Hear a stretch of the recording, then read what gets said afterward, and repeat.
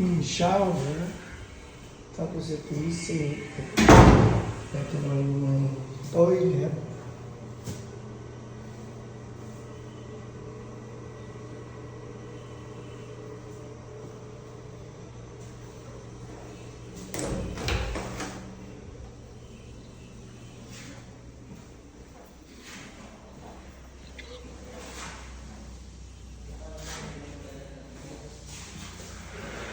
Ito yung other bedroom. Meron na rin restroom.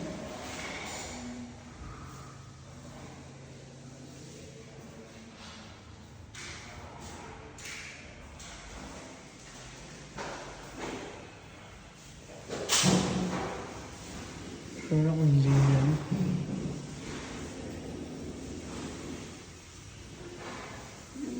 Parang living room sa taas.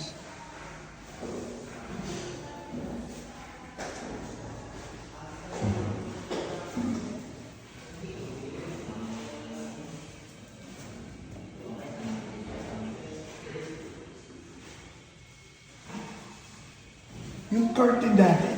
Yun, sir. Oh, yung motorized Kailangan kailangan. mo pa, ay, okay, sir. I-install na lang namin, pero hindi namin i-install sir, kasi wala sa curtain. Para yung location. At saka yung ano, ito din yun. Pero kung may contact kayo, kasi kailangan sa mass build na nila. Wala pa ang contact. Pero kung ano namin sir yung isang nag-reach out sa amin para free naman yung ano niya, auxiliar at saka po. Yung ano namin sir dito kasi ang nag-send ako yung initial pictures, ang mas preferred instead yung double. Yeah. Single lang siya and then ano, combination yung gitna niya, yung mesh. Oo. Kasi mahihirapan na kayo nasa taas, oh. Kapag yung mga yan, yung mga ilaw mo, Yes, sir. kung lilinisin pa yan, nagtaas-taas na yan. Dapat malinisin, di ba? Hindi kasi sir, ano, inaano namin, kapag naglagay ng scaffold for the main light. Oo. Pero yung mga recess light mo, Yes sir. yung malilinis pa ba yan? Yes sir, yung may na-paint sir? Oo, mga Oo. paint, Kasi ganyan. water-based naman po. Oo. Oo, kasi baka makalimutan yan. Dahil mataas yan, kapag gagawin yun, isabay-sabay na Yes siya. sir. You know? Tapos yung kusina natin, hindi pa Kasi yung natatapos. smart lock natin dito, matatakpan sir yung outlet ng curtain naman. Oo, tsaka pero ceiling to ceiling yan, di ba? Yes sir, Floor hanggang to floor. ceiling Yes yan. po.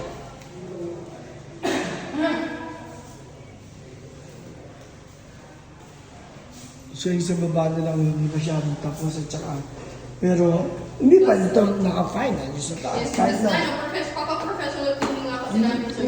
ang natapos na natin yung sa taas yung mga kailangan. Kasi kung wala nang ginagawa dito, di ba? Yes po. Ano pa ba ginagawa sa taas? Bali sir, nagtatouch up na lang kami. Paint, puro paint lang sir. O tapos paint na lang, tsaka linis na lang ito. Yung center lights sir ng mga bedroom na lang. Oo. So yung sa bedrooms nga, ano yun? Ceiling fan na lang na may ilaw. Mas mura ba yun? May, sir. Tsaka mas Mas ano kasi yun sila. sir eh, pag bedroom. Gusto niyo Kahit sir, yung wala sa kang master fan. bedroom na lang ibahin natin. Yung sa ano kasi sir, yung sa bedrooms, yun yung suggest namin. Kasi maganda pang circulate ng heat, ng ano yun eh, hangin. Kayo sir, tignan nyo kung ano.